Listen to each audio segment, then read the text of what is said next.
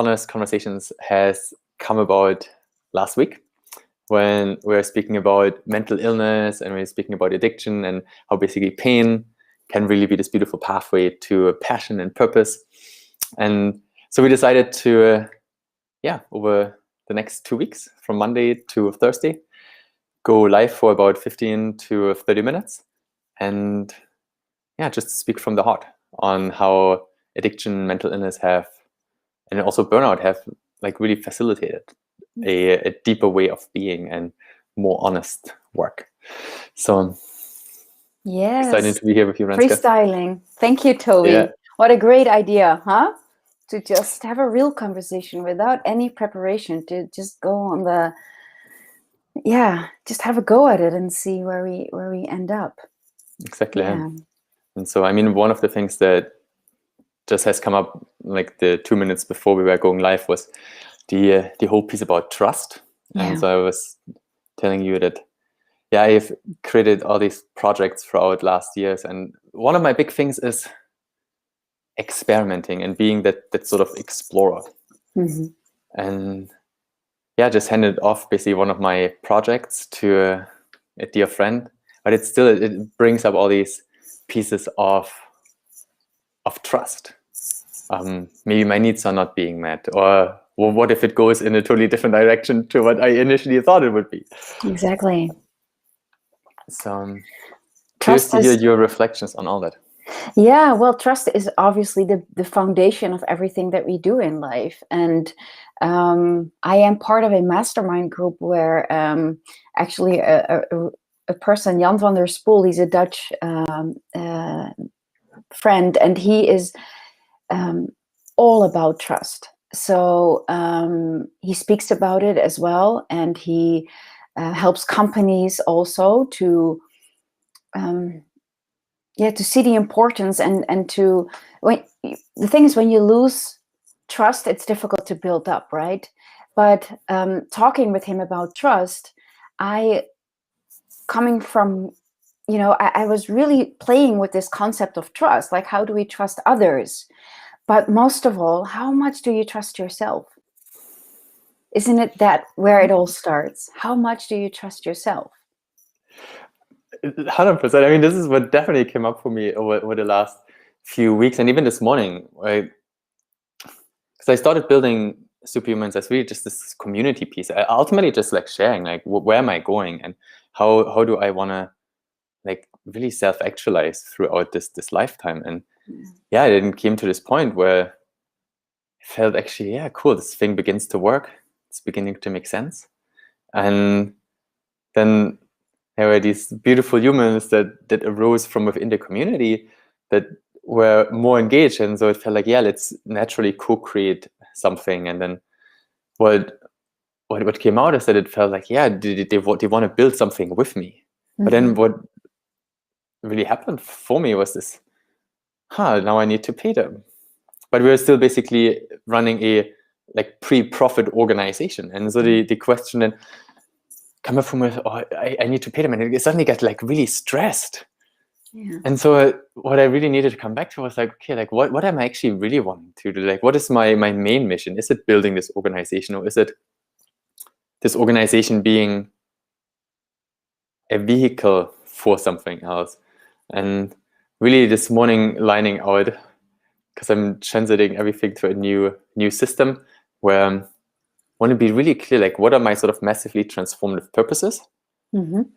And because I didn't feel I was actually like fully trusting myself and being able to, hold that space together. And then just having a conversation with John, and he basically is saying like, dude, I'd love to be the CEO of this company.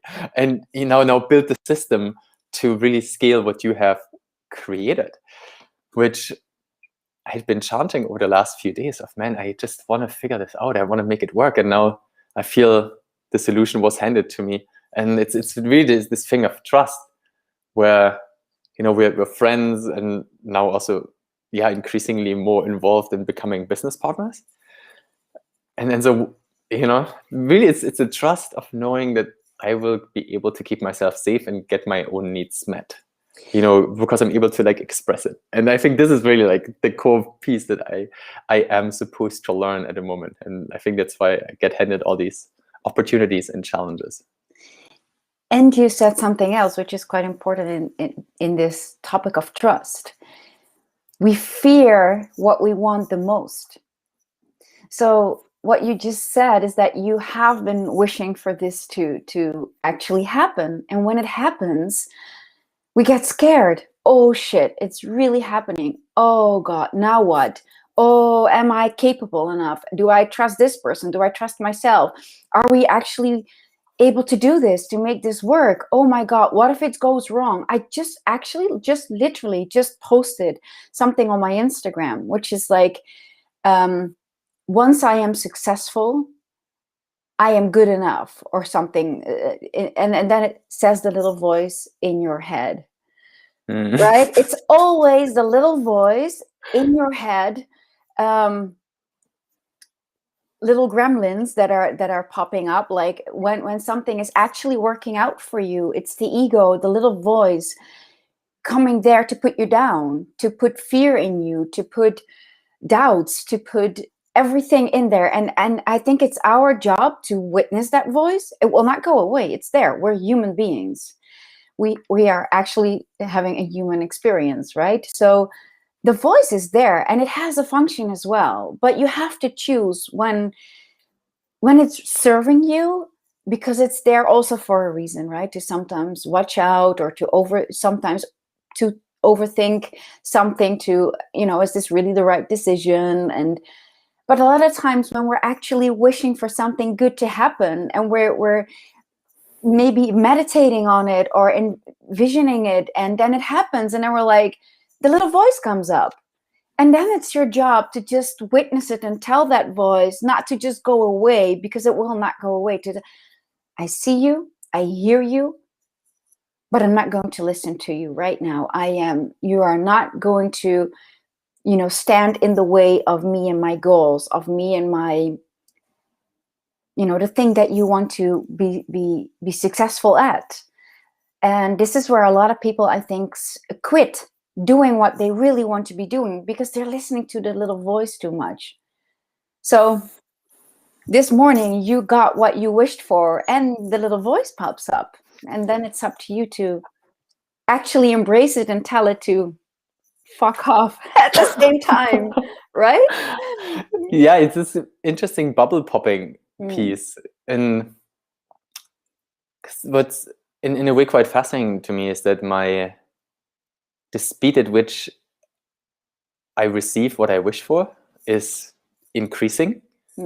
And I guess part of me is still like, but there must be a limit to this. It can't be like super, super good. And it definitely is all these, pre-life sort of patterns that I am beginning to really reframe it, because I see like it's actually really beautiful having all these possibilities now. But it is definitely funny that the moment I get what I want, I'm a little like, whew, what should I do? Because suddenly the energy changes. It's no longer that it's sort of like in the future and I get pulled towards it, but it's suddenly here. And I feel what really comes up for me in that sense is this actually having the energy being in the present moment and in my body, while when I actually work towards something, then it's for me a quite cerebral process actually. And so it feels like I'm basically investing a lot of energy cognitively into seeing that vision. Yeah. Now the interesting thing is, when the vision arrives in the moment, it's a very much more embodied experience. Just the conversation with John right now, I felt like, man, yeah, like what does this actually mean, that I can now do my project X, my like high level mastermind that I want to build about heart rate variability and brainwave synchronization and cacao ceremonies and things like that. Human design would be a cool component to be in it, because then it's like, now I suddenly have the space. Or the other thing, I always, from like more like the sexual components, I always felt, I want want to experience all these sort of like tie down techniques, and then suddenly like my partner put something I did on the bed, and I was like, huh. And it's so weird, like the energetic shift of suddenly being in my body and feeling like, what do I do with that now? You know, it's sort of this like actually getting used to sort of a new kind of a new way of being. Of like, yeah, it's no longer just a potential, but it's really like a possibility. And all I need to do is step into it and act on it, you know? Well, they always say, be careful what you wish for. And I think it's a saying for a reason, right? And also, when you said, well, I've been wanting this, envisioning this, it's also maybe part of that little voice, the ego. I want this. It's always in the future, right? Oh, wouldn't it be great if this happens or that, instead of, oh, wow, I am just fine as I am right now. It's all good. Doesn't mean that we can't keep creating. That's what we're here for, right? Expanding, creating new experiences and everything. But to be okay with that longing and desire and wanting to create or to have or do something, to be totally present with that feeling at the same time, I think that's the practice that we are challenged to do here as human beings, to already be okay, even though that specific thing that we want or do or have is not there yet.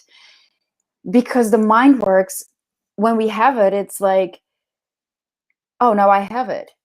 But now that little voice is like, oh, now I'm done with wanting that. Oh, I need to start wanting the other thing now, to firstly keep expanding, but also to, I am only okay if I get to the next thing, to the next thing, to the next thing. So the best exercise is to always, the mindfulness. I've been doing an 8-week self-study course, because I'm really practicing to be mindful in everything that I do on a daily basis, and be conscious about my thoughts, about what I am doing. And then when it happens, okay, what you just experienced, how do I feel when it actually happens?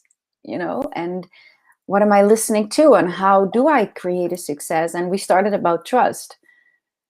It's very a human tendency to be, maybe start getting afraid of something, like, oh my God, it's here. But also, like my best friend, she just became a mother a few days ago, and I don't know, I was like, oh, she's probably in this, well, probably she is in a bubble of this pink cloud. That's what we call it in the Netherlands, like, oh wow, like the baby bubble, right? Yeah. But all of a sudden I thought, oh my God, it's so scary to have the responsibility for that little baby for the rest of her life.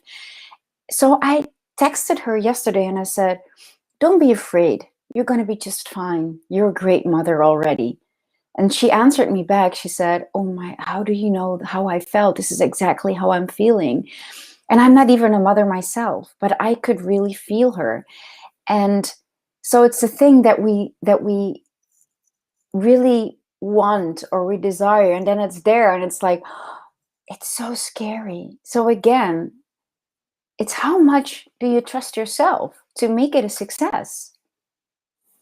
Right? It's not only about the other person. It's definitely first and foremost about yourself. How much do I trust myself to make this a success? Am I good enough already? Do I doubt myself to make this a success? This is where the work is. The rest will follow. And it's really funny what you just brought up there. I mean, it's especially around the feeling point. It's something that I certainly recognize for myself, that like the moment my body actually feels a lot of emotions, I'm like, whoo, I would rather go like to sort of a future thing again. But I feel my practice right now is actually like, man, this is what it means to be alive. You're feeling all these sensations and actually, yeah, really fully embracing the human experience that we're having. And then connected with this is this whole piece about the hedonic treadmill. This thing of kind of happiness being on the other side of success. While certainly ever since I left my job sort of like in the tech industry, I've had a lot more fun than ever before, and I really feel, the just freedom and autonomy to build the routines and the life and live where I want and work with whom I want and work on what I want. It really has brought a lot of happiness into my life. And it definitely has changed sort of this magnetism where I definitely begin to see, yeah, actually happiness is the goal. And then with that, everything else comes. And I feel it's really this kind of nascent practice in a way still, because what you were speaking about with the doubts that just creep in, where even now building an organization is like, what's actually the key metric? It's not any sort of these classic metrics, but it's like, am I happy? Am I excited and energized after I have done the thing that I wanted to do? And yeah, so now really focusing on happiness as sort of the first practice. I'm practicing Nichiren Buddhism, as I told you, and there is this chanting practice that I do in the mornings and in the evenings, and it's so interesting to see how, you see, just chanting this mantra, it raises my sort of excitement with life. And whenever I feel like I have something that I don't really know how to take care of, or what I shall do with it, or what it's supposed to teach me, then yeah, practicing and moving into a state of happiness and seeing like, okay, it's not happening to me, but it's happening for me. And then what I learned on this sort of happiness quest is that previously I was aiming to, so one of my big things that I'm basically working on is building a harmonious relationship. And so what I looked at previously was that, oh yeah, I need to be successful, I need to be like well studied and smart and blah blah blah in order to then have that relationship. Now what I've began to see, like, actually it's really the direct path. If I want a good relationship, then tell me, let's work on the good relationship, rather than all these other things that are basically detours to that. And so to reconnect it to this trust piece, it really, I feel what I've been learning is it's about happiness in the moment and trusting that, yeah, man, being happy, it's totally cool. You don't need to like connect to people's misery. If you're happy, then just go be happy, man, and actually really bring it forth and shine that light and inspire others to have that happiness as well, rather than limiting myself and sort of meeting someone in the hole, being like, hey, look, let me help you out, basically, Exactly. This is one of the biggest spiritual teachings in all these spiritual books about love, right? People are always searching for love and searching for something outside of them. But basically where it starts is, it's so cliche for people that, but it's true. When you want to have a perfect relationship, I mean, what is perfect?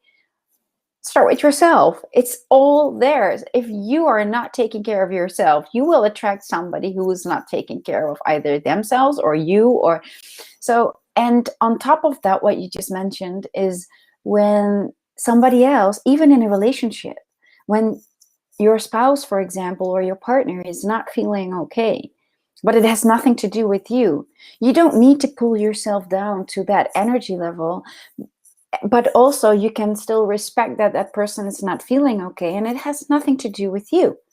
Not always, sometimes there's, and then you have to work it out, obviously. But a lot of people are like really influenced by other people's energy levels or how they are feeling, and they feel it's their responsibility to bring themselves down to that same level, which actually you're not helping that person at all. When you are showing that other person that you are still in balance with yourself, happy with yourself, the other person, you function as an example. It's like, oh, wow, yeah, this is my grief or my shitty day or my experience that I'm going through. And my partner is still in balance, still showing me the way on how to take care of him or herself. And I think so many relationships nowadays are still built on a way of, I'm filling in the gaps where you are missing, and please fill in mine, and then we can become whole. But you don't need somebody else to feel like whole, right? You're both equally whole. And I say 1 and 1 is 3. It's synergy. It's not like, right? It's so, yeah, coming back to trust in either your relationship with your partner or spouse, or with yourself, or with a company that you're building, with people that you like, and you don't want things to go wrong. That's probably one of the biggest fears we have. Like, oh my God, that will ruin our friendship or my relationship. But it's all about coming back to yourself in the end of the day. Every time, everything in life, right? And that's what you're experiencing as well right now. Yeah, and it's so funny, you know, there's this thing that people say, like, ultimately there's nothing really outside of me. And I think the interesting part about this is that, yes, because it really depends. I mean, everything outside certainly exists, but however I perceive it makes it look very different. And so what I recognized a couple of days ago is that with the mother of my kids, it's been a quite sort of like tense relationship over sort of the last months. And what I recognize is like, man, if nothing outside of me exists, then basically what she highlights must be a conflict that I have within myself. And so when I saw her yesterday to pick up my kiddos, I really came with this awareness of, I want to be like really harmonious within myself and be able to radiate that, and you know, invite her basically with open arms. And yeah, if she is in a shitty mood, that's okay. But you know, I wanted to like be inviting and be like, hey, I respect you for who you are, and for what we've created with each other and are continuing to create through basically challenge at the moment. And it's certainly where what you were saying about this relationship piece earlier, it is really this big trust piece, and this sort of like filling in the holes. Because I mean, with her, it was for me definitely this piece of, yeah, I loved how she loved me, you know, and it was like, man, I'm ready to give anything for that feeling, because I basically didn't have that capacity to love myself. So instead of basically taking some of the love that I was, you know, radiating to the world and reflecting it back onto me, I felt like, okay, I need to find basically this primary reflector that radiates it back to me. And that was definitely my downfall in a way, where I felt like, man, I became increasingly dependent. And then I feel it's also sort of where for me then the addiction piece came in, with like codependency, and then also like addiction to porn, and trying to sort of manage anxiety and stress and feel alive, and finding all these like sophisticated mechanisms of coping, instead of just being like, look, what makes me actually feel alive? And I definitely love being in a state of chaos, or like high risk environments, because then I become really calm. And so what I now recognize is, instead of, you know, messing up a relationship, it's a lot better to actually just go somewhere where there's already chaos and be the one who creates order in that chaos, instead of, you know. And that's the same thing that John and I spoke about this morning, when he was like, dude, I fucking love that you want to like build the next thing. Just let's not dig up the field that we just planted. Let's go to the next field to start project X for Toby, and I'll take over this field and basically grow the crops so that we all can eat. And it was really interesting to see this distinction between having all these like different types of people in the world. You know, like you have the explorers, and you have the settlers, you have the maintainers, and we're all fulfilling, when we come together as a collective, roles that support each other.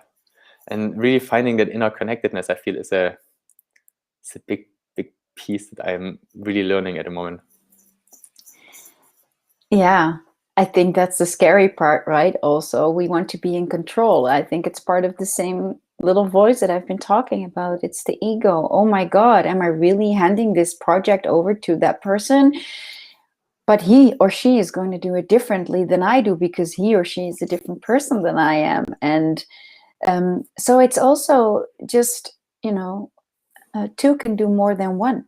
And it's basically, how much do I trust that person, but how much do I trust myself not to,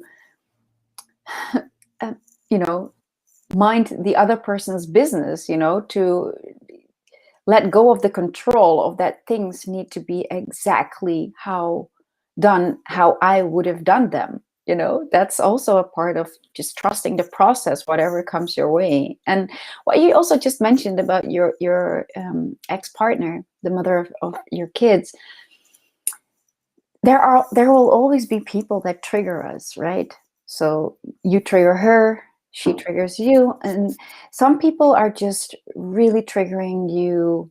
Also in my life, there are some people that really, when the behavior that they show is really, wow, I get so angry or sad or frustrated, and what I learned is like, oh my God, how do I keep my peace? So I've started to question myself every time this happens, like, why is this person triggering me? Why just why? Ask yourself why. And if you don't have the answer right away, keep asking that question, because the trigger is not just we don't have to approve the other person's behavior. That's not what I'm saying. I'm saying that it affects our inner peace, because when that person left the room, you're still messing your own peace up for an entire day, or when you speak about that person or hear about that person, or because they're just either so mean or narcissistic or whatever it is that they are. But it has a reason why it triggers you so much. And when you find out what that is, you can let it go. You start, you know, shining some light, some awareness on it, and that's like, okay, I get it. That's something that I need to work on, something that was painful in my life, or he or she reminds me of this situation when I was younger. Or it's really, the self-examination part is so important in any relationship. Most of all, the relationship with yourself, right? That's what it's all about. I had a really great meeting with the people of this mindfulness course that I did. We were with like 120 people or something from all over the world in one Zoom call. And it was about kindness. And Yeah. a lot of people were from the States. And there was a question about, wow, how do I keep my mindfulness, my kindness towards people that were like in the Capitol, right? In the Capitol building a few weeks ago. And because it's really easy to say like, man, they are crazy, fuck ups, you know, I start hating them back for what they're doing, because they're putting so much hate in the world. As a younger child, I was already really much intrigued by, when I was like, I don't know, 10 years old, like Nazis. Like, how is it possible that a person can think like this? How, like, human behavior and thinking, and how to keep your kindness towards these people. Like, how can you not be triggered by people like that? And in the end, it's not that you need to start loving these people right away, but one step that you can take is, how can I not hate those people? That's the first step into mindfulness, into in a better relationship with yourself, right? How do I just not hate them back? That's step one, because then it will not take your peace away, and that will guide you to the next step on what I always think is, the person that even does the most horrific things is just a person not in touch with themselves, because I believe that every person on this planet wants love and wants to feel safe. And I think people that can hurt other people in such ways, or have so much hatred towards other people, wow, what have these people gone through themselves to end up being that way, right? Doesn't mean that we have to approve the behavior of others, but to just step in this awareness of, wow, okay, also this person has, you know, in the end wants to be loved, wants to feel safe. And because they are not experiencing love or safety, they behave this way. They must be so traumatized themselves. And how to not hate them back, even though they are putting so much hate in the world, how do I not hate them back? Same with the people in your daily lives that trigger you, right? The people that, what I just spoke about, that they are triggering you, they're triggering you up to these levels that you're like so pissed off or so frustrated, or like, okay, how do I not hate that person? Step one. Absolutely. And I mean, it's this thing that also like in the recovery community is spoken about so often, that yeah, when you get triggered, it's the moment you give your power away. You know, the easier one is to be triggered, the easier one is to basically be controlled by an outside force. And it is definitely this piece of what are sort of like my internal triggers, like what are the wires that I need to cut in order to actually maintain a sense of calm. And I mean, in Buddhism, I feel it's really this concept of human revolution, that there can be all these horrific things on the outside. However, are we basically reflecting it back, or are we able to reflect something different? Yes. And so, also in the addiction recovery community, it's this whole thing of like hurt people. Yeah. And then ultimately stepping back. And I mean, I see this a lot with my father, for example, as well, where it's having that sense of compassion and being like, man, and then actually seeing like what these people went through, and then feeling like, oh man, they had like hard times, you know, and sort of like growing up in post-war Germany, and being basically as part of this like police state, and you never really knew whom you could trust. That's actually where I feel a lot of like my trust stuff is sort of epigenetically coming from as well. That, you know, my parents being Christians in basically a very political state, they never knew, okay, whom can I speak to not get in trouble?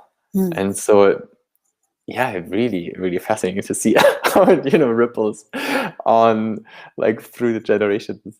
So I would say let's maybe pick up on that point tomorrow. We're at sort of like the half-hour mark now. It was super cool, Renske. I'm excited to see how it like unfolds so many beautiful layers. Yeah, definitely. Thank you for this conversation, Toby, and for your honesty. Amazing. The same from you. I'll see you tomorrow. Yeah, see you tomorrow. Lots of love. Bye, Toby. Bye, Renske. Bye.